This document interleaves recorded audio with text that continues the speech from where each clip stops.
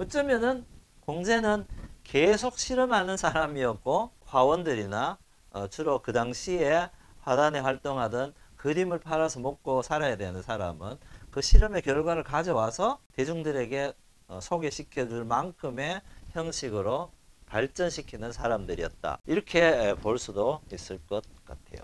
자, 그리고 또 하나의 그림 미인도입니다. 이 그림은 간송미술관에서 가지고 있는 그림이고요. 비단의 채색으로 올린 그림이고 신준복이라는 화가의 그림입니다. 이 그림에서 동양의 회화가 선에 의해서 그려지는 그림이다. 우리가 선묘라고 하면은 제일 언뜻 떠오르는 게 현대인들에게는 뭐죠? 선묘. 물론 이제 스케치는 선묘이긴 하지만은 우리가 스케치를 완성했는 결과물로 보지는 않으니까 선묘라고 하면은 만화지 만화. 그러니까 20세기의 만화 그냥 선으로 돼 있었다. 지금의 만화는 선묘라고 하기에는 조금 그렇지만은 20세기의 만화는 선으로만 그려져 있습니다. 근데 이제 만화에서 나오는 선묘는 사실은 볼륨감이 크게 있지는 않습니다. 대단히 평면적이고 날카롭게 표현되어 있어서 서양의 회화는 채색으로 면의 색칠로서 이루어져 있기 때문에 비교적 풍만한 양감이 잘 표현되어 있고 동양 회화는 선묘로 되어 있어서 양감은 비교적 덩어리감은 적게 나는. 근데 이제 이 그림을 보면은 선묘로만 되어 있는데도 불구하고 굉장히 복스러운 느낌, 오동통한 뭐 그런 느낌, 잘 표현되어 있는 선묘다. 별것 아닌 것 같은 그냥 선 몇 개에 의해서도 저렇게 품위 있게 그려질 수 있겠구나라는 게 그림에 나타나는 모습이고요. 요 미인도는 앞서 봤던 윤두서가 살았던 노구당에서 보관하고 있는 거기에서 발견된 미인도입니다. 비슷하죠? 비슷한 사람의 옷 복장에 비슷한 구도의 신준복의 미인도는 그냥 두 손을 앞구름 쪽에 이렇게 손이 가 있는 좀 다소곳한 표현 반면에 노구당의 미인도는 두 손이 가체에 얹어져 있는 뭔가 행동을 하고 있는 그런 느낌이고 이 그림의 가체는 이것보다 훨씬 더 크죠. 무거워서 좀 버거워 보이기도 하고 또 요 미인도는 일본에서 발견된 조선의 미인도입니다. 누가 그렸는지는 알 수 없는 그림이고요. 지금 도쿄 박물관에 있는 요 자세는 보면은 뭐 이런 진배 비슷한데 옷 모양이나 치마의 모양, 저고리 길이 이런 걸 보면은 거의 비슷하잖아요.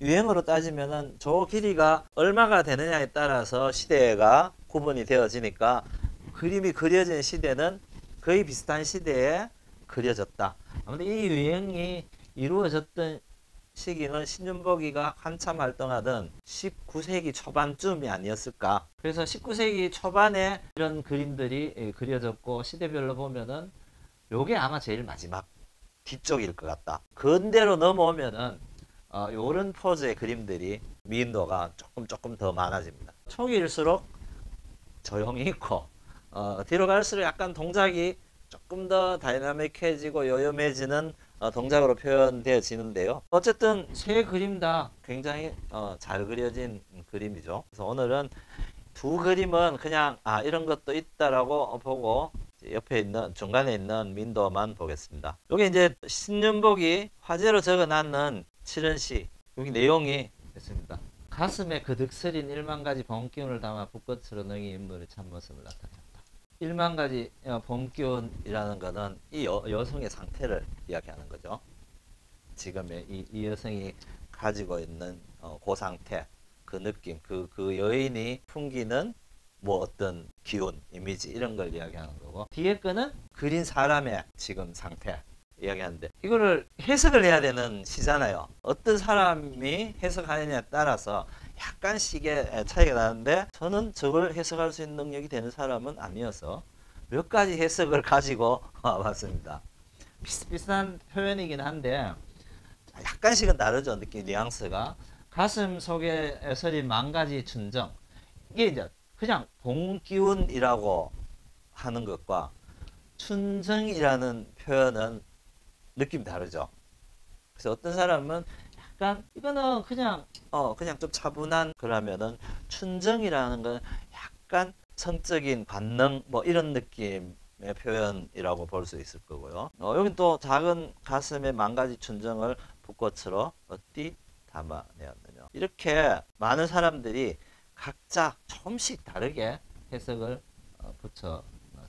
그래서 이제 이 글의 의미는 그렇고, 이 그림을 그린 신윤복이 그림을 그릴 때의 마음 상태가 글로서 부가해서 표현해놨다. 그림에 조선시대에는 그림에 글이 들어가는 게 이 시대쯤 와야 그림 속에 글이 들어갑니다. 그럼 이전에는 우리가 시서와 일체 이렇게 표현을 하지만 사실은 조선 후기 18세기 이전의 그림에는 그 내용이 그림이 없습니다. 거의. 그림 속에 화재가 들어가 있고 그게 그림과 일체가 돼야 되고 이런 그림들이 별로 나타나지 않아요. 근데 이제 18세기 후반 19세기가 되면은 이렇게 나타나는데, 아마도 중인들이 그림을 그리면서 그림 속에 양반의 생활 방식, 그림을 대하는 방식, 이런 것들을 녹여내기 위해서 시를 그림 속에 바로 넣어서 표현하지 않았나. 그래서 뭐 이게 산수하든 인물하든 그림 속에 시가 들어있는 거는 19세기에 대체적으로 많고요. 18세기 이전에는 특별한 경우가 아니고는 많지 않아요. 그림 그린 사람이 써놓은 거 말고 그림을 본 사람이 써놓은 거는 꽤 있어요. 이 그림을 본 사람이 나는 어떻게 봤다, 이렇게 써놓은 일종의 화찬이죠.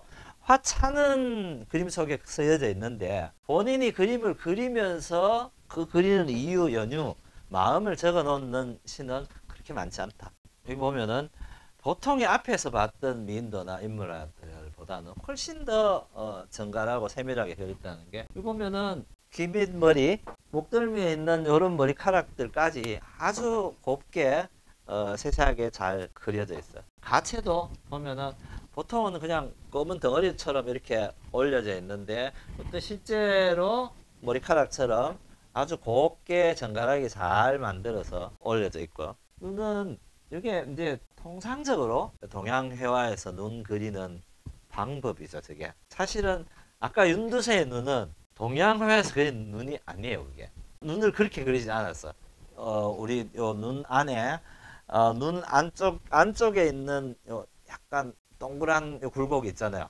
그런 게 그 그림에서 잘 안 그려졌었단 말이에요. 원래 그 화전에 나오는 그림 그리는 눈을 그리는 방식, 윗선 아래선을 그냥 가볍게 연결해줘서 눈꼬리의 느낌, 눈 전체에 이게 날카로운지 부드러운지 아래로 쳐졌는지 위로 올랐는지 그런 정도의 느낌만 그렸는데, 그렇게 가볍게 그렸음에도 불구하고 사실 눈 하나만 떼놓고 보면 좀 이상하잖아요. 이상한데 코도 마찬가지, 입도 마찬가지, 다 조금씩 이상해. 조금씩 이상한데 합쳐졌는 모양은 별로 안 이상해. 이게 참 묘하다, 그런 느낌이 드는. 이 가채는 꽤 무겁잖아요. 가벼도 3kg, 무거운 건 한 10kg 정도 나간다니까. 3kg만 해도 머리에 얹어서 다니면은 엄청날 텐데, 이게 멋있어 보이기 위해서 하는 건데, 애초에는 가채는 궁에서만 썼겠죠. 공식 행사를 하거나 결혼을 하거나 뭐 하여튼 큰 일을 할 때 왕비 뭐 이런 궁에 그 높은 사람들이 머리 위에 이렇게 관처럼 서던 거였는데, 이게 이제 민간에 내려와서 이걸 올려서 있는 모습이 멋있게 보이기 시작한 게 민간에서 특히나 기녀들이 유행을 시키기 시작한 거죠. 그래서 너나 할 것 없이 신윤복의 풍속화 보면은 그냥 동네 안악들도 가채를 다 하고 있잖아요.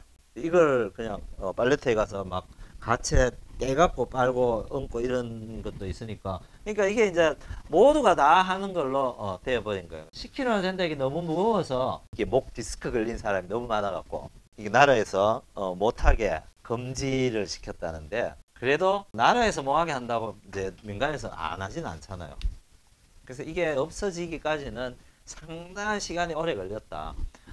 궁에서는 뭐 바로 이제 공무원들이나 궁녀들은 이거를 못하게 했으니까 바로 이제 안 됐겠지만은, 영조는 임금도 오래 했지만은 뭐하게 한 것도 참 많아요, 그죠?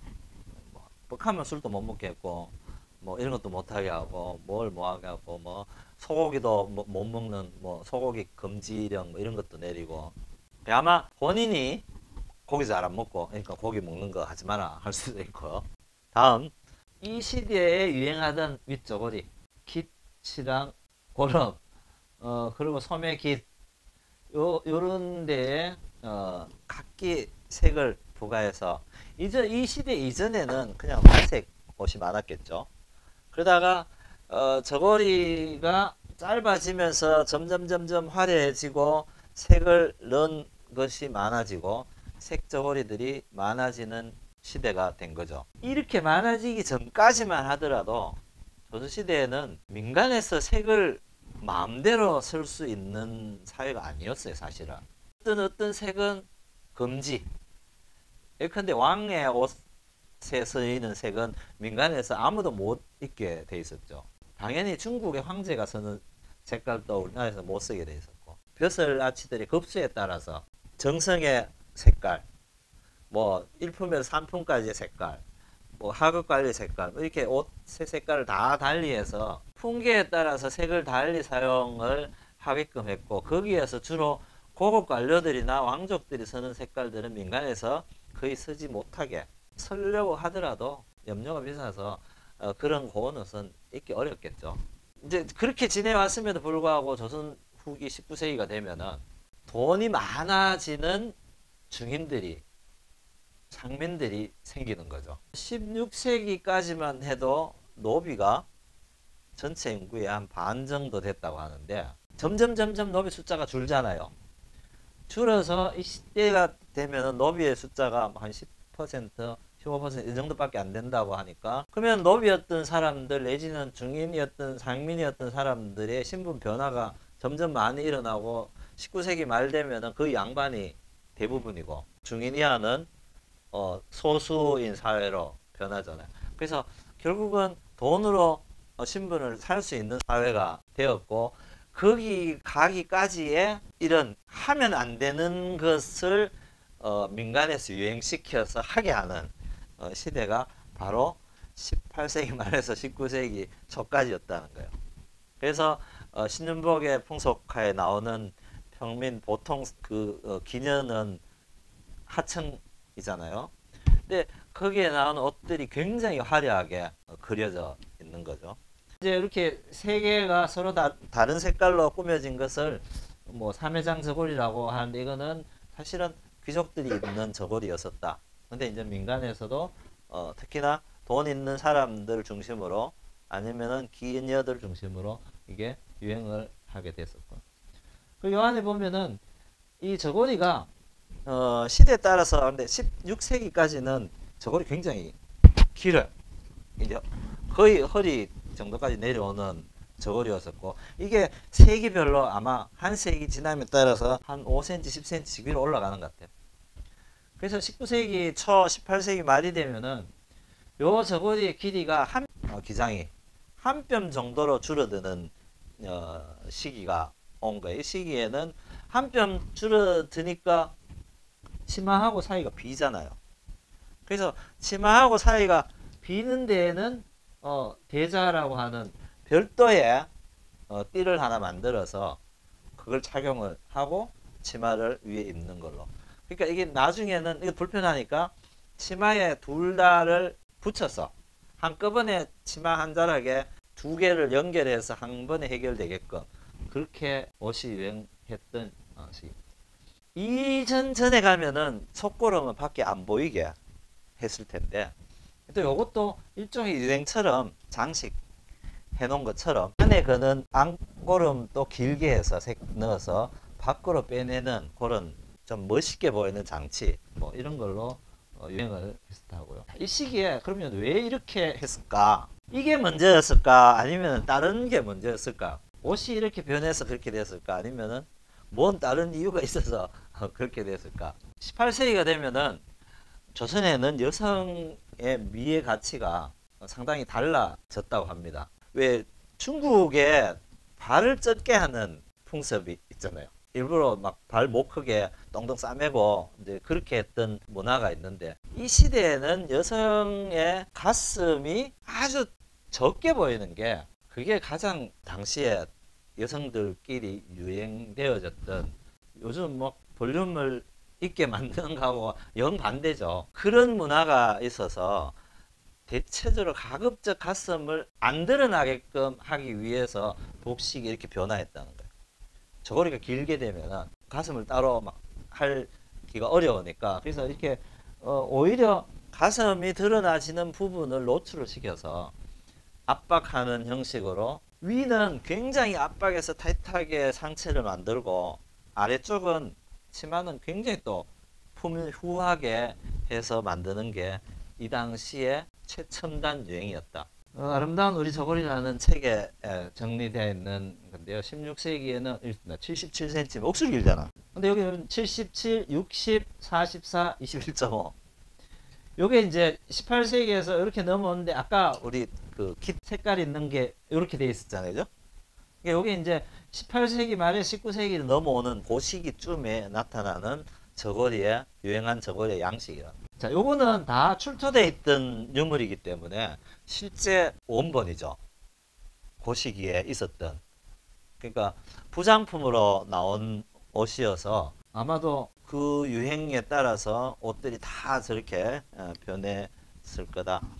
치마는 이렇게 부품하게 만들기 위해서 속에 옷을 많이 입었대요. 속바지, 속치마를 여러 겹 입어서 가급적 풍성하게. 19세기 유럽에 보면은 치마 엉덩이 이렇게 볼록하게 튀어나온 그런 치마가 유행했잖아요. 그죠? 그런 것처럼 우리나라에서도 그와 유사한 이런 형식의 복식이 유행을 했었다. 자, 근데 여기 보면은 이제 버선 입고 안에 옷 치잖아요. 속옷. 속옷 양이 이렇게 있겠죠. 그죠? 이런 식으로 아주 풍성하게 보이게끔 했고, 버선 하나를 이렇게 밖에 내서 굉장히 좀 그냥 아주 정적인 데서 약간의 이집트 벽화에 보면은 반족장 앞으로 내서 이렇게 탁 해놨는 그것처럼, 그러니까 가만히 서 있던 정면에서 약간 발을 하나 내서 약간의 변화를 주는 그것처럼, 물론 이제 완전 치마 다 가려서 안 보여도 무방한, 실제로 안 보일 가능성이 더 많겠죠. 그럼에도 그것보다는 약간의 변화를 줘서 동세를 안정되게 만들어준 버선을 그려놨는데요. 그 다음에 보면은 이 버선이 사실은 이해할 수 없는, 어쩌면은 구조적으로 전혀 맞지 않는 이런 방향에 해놨다는 거예요. 이 자세에서 이렇게 발을 내는 게 진짜 가능할까? 이렇게 보고 있는데 발 하나는 이렇게 있는 거거든. 이렇게 완전 90도로 꺾어서 이 방향의 몸의 방향은 이렇게 있는데 왼쪽 발만 90도로 꺾어서 밖으로 이렇게 내놓은 상태예요. 근데 이게 부자연스러움을 사람은 몰랐을까? 전체적인 구조나 탄탄함이 저렇게 탄탄한 그림을 그리는 사람인데 이게 이렇게 놓이는 게 부자연스럽다, 아니면 구조적으로 맞지 않다는 거를 신윤복은 몰랐을 리 만무하겠죠. 근데 이제 이런 현상은 다른 그림에도 나타납니다.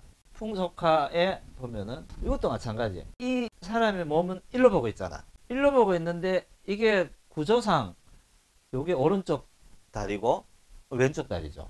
왜냐하면은 요게 뒷다리를 겹치고 있잖아요.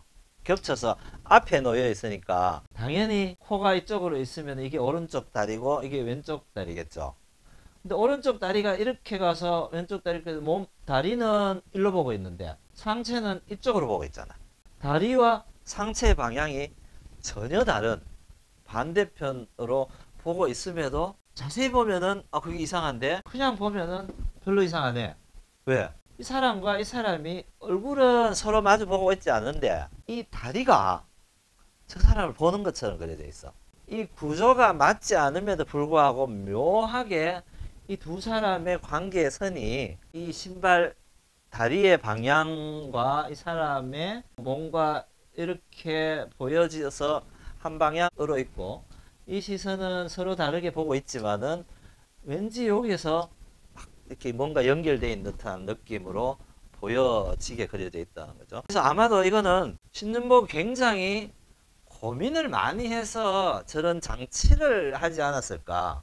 왜? 이 시대에는 굉장히 많은 관찰이 선행되는 작업이 하던 시대였기 때문에 실제로 저렇게 얼토당토안한 모양의 구조를 가질 수 있는 원래의 기반 이런 건 아니었다는 거죠. 얘도 마찬가지인데요. 김홍도의 이거는 이제 실험도인데요. 실험판에 구경하는 이 앞에 뒤로 제껴져 있는 사람의 손을 보면은 왼쪽 손과 오른쪽 손이 서로 뒤바뀌어 있어. 이 모양을 보면은 오른손의 모양이야. 여기는 왼손의 모양이야. 근데 마찬가지. 김홍도가 지난 우리 금강산 볼 때 금강사군첩에 그려져 있는 사생했는 이력을 보면은 이렇게 일부러 그리지 않는 이상 이렇게 그려놓을 수는 없다는 거지. 그러니까 그래서 실수를 그렸다든가 모자라서 이렇게 그렸다든가 그런 이유는 아니라는 거죠. 그런 이유일 것 같으면은 다른데도 뭔가가 부족해서 나타난 표현들이 있어야 되는데 그렇지 않다는 거예요. 여기 다 마찬가지.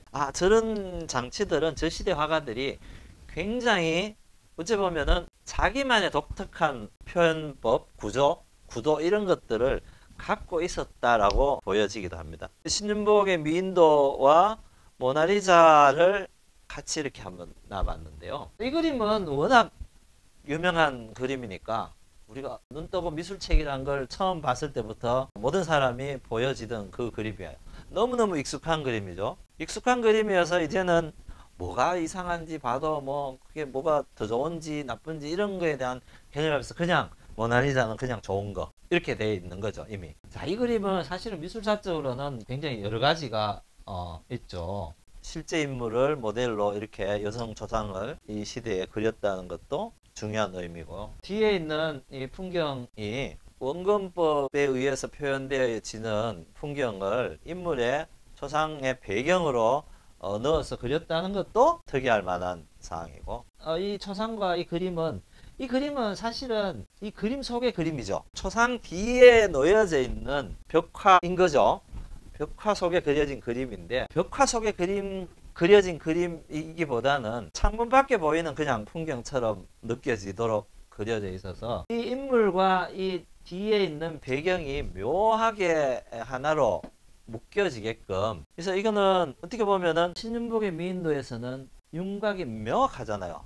왜? 우리는 선으로 윤곽을 구분해 줬기 때문에 명확하게 표현되어 있는 반면에 여기에는 윤곽이 흐트려진 부분이 많죠. 윤곽이 흐트려져 있는 상태에서 뒷면과의 공간을 만들어주는 이런 표현 방법이 여기에서 어쩌면은 좀 독특하게 이 그림을 만들어주는 효과로 작용하고 있다. 제가 이렇게 비교한 이유는 늘 봐서 익숙해진 것, 좋다고 이야기하는 것, 좋지만 우리가 늘 보지 못해서 익숙하지 못한 것, 익숙하지 않으면은 좋게 느껴질 수 없다. 그래서 이게 이제 이 이야기를 해보기 위해서 두 그림을 비교를 해본 거고요. 만약에 어릴 때부터 이 그림이 우리들에게 계속 노출되어져서 보여졌더라면은, 왜냐하면 우리가 가지고 있는 미의식이라는 것, 우리는 판소리나 가락을 배우지 않아도 판소리를 듣거나 아니면 풍물 소리를 듣거나 하면은 똑같이 한국 아이들하고 유럽의 어느 나라 아이들하고 같이 딱 앉혀놓으면은 반응하는 게 다르다 하거든요. 한국 아이들은 그 가락이나 소리에 반응을 한대요. 그 유럽 아이들은 반응을 안 한대. 유전자의 힘이겠죠. 그런 것처럼 이런 것들은 우리가 계속 봐왔으면은 아주 편안하게 반응을 할 텐데, 그렇지 못해서 좀 낯설게 느껴지는 면이 없잖아 있다. 아까 이제 윤두서의 얼굴 윤곽이나 코 이런 데에 약간 덩어리감, 양감이 가게끔 그려지는 표현 방법은 어디서 나타났나, 이런 연구를 통해서. 자, 이거는 이제 전형적인 서양의 정물화입니다. 동양의 정물화라는 거는 이렇게 그리지 않아요. 동양의 정물화라는 게 따로 없기도 하지만은 정물화에 비견할 만한 형식의 그림은 기명절지라고 해서 그릇이나 기물, 과일, 꽃, 나무 가지 뭐 이런 것들을 한 화면에 동시에 그려놓는 거예요. 그래서 그거를 우리는 정물화로 읽을 수 있죠. 거기에는 이렇게 그릇에 담아 놓는다든가 모아서 앞뒤를 겹치게 한다든가 하는 구도법을 쓰지 않아요. 근데 이제 이 그림은 그릇에 담아놨잖아. 뒤에서 숨어서 안 보이는 게 이렇게 있어. 마찬가지 그릇에 숨겨져서 안 보이는. 동양회화의 본질은 있다는 사실을 제대로 그리는 거라 했잖아요. 서양은 보이면 그리고 안 보이면 안 그려도 되는 거라고 했지만, 우리는 보이든 안 보이든 안 보이는 것도 꺼내서 보이게 그려야 됐어. 그러니까 나열해서 이렇게 배치해 놓을 수밖에 없는 거죠. 근데 이 사람들은 안 보이면 안 보이는 대로, 보이면 보이는 대로, 숨으면 숨은 대로 그렸단 말이에요. 근데 요게 딱 그 서양의 방식이에요. 근데 뭐 나무 가시 그리는 거는 또 우리 동양의 표현 방식이란 말이에요. 그러니까 삶을 하나하나를 그리는 거는 우리 화법대로 7, 80%는 조선 화법대로 그렸고, 구도나 형식, 형태 이런 데 보면은 약간 음영을 넣는 이런 방식은 서양의 음영을 넣는 그릇의 방식을 따랐다는 거예요. 그러니까 이거는 뭘 의미하냐면은 이 사람이 언제 유럽에 가서 공부를 하지 않았을 거 아니에요. 아마도 윤두서라는 사람의 집에는 서양 정보라가 있었을 거다. 왜? 억수로 부자잖아요. 당시에 윤두서가 요즘을 치면은 가장 큰 한양에서 제일 손 큰 콜렉터였다.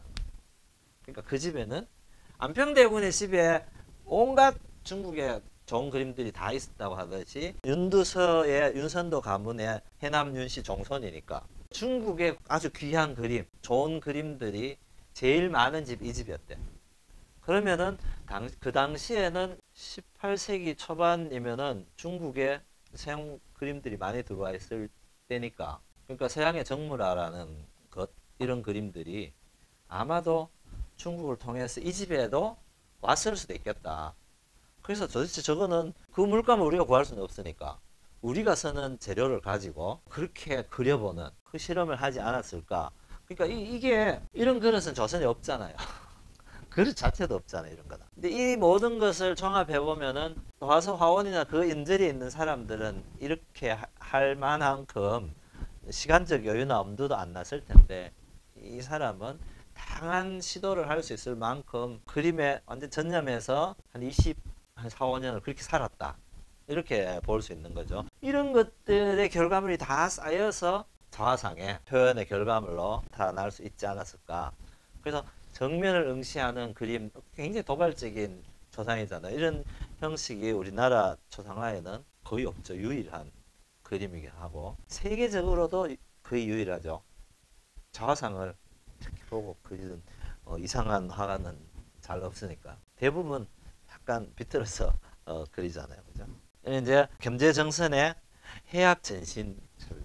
전신이라는 표현 때문에 제가 올려놔봤습니다. 관동팔경, 금강산, 설악산 관동팔경을 그린 이제 화첩인데, 그래서 왜 풍경화, 산수화에 전신이라는 표현을 썼을까? 그래서 이 전신은 훗날 이야기하는 진경이라는 의미하고도 상당히 관계가 있다. 그래서 다음 시간에 진경 산수를 할 텐데 뭐 이 내용은 그때 가서 좀 더 자세히 알아보도록 하겠습니다. 오늘은 여기까지 하겠습니다.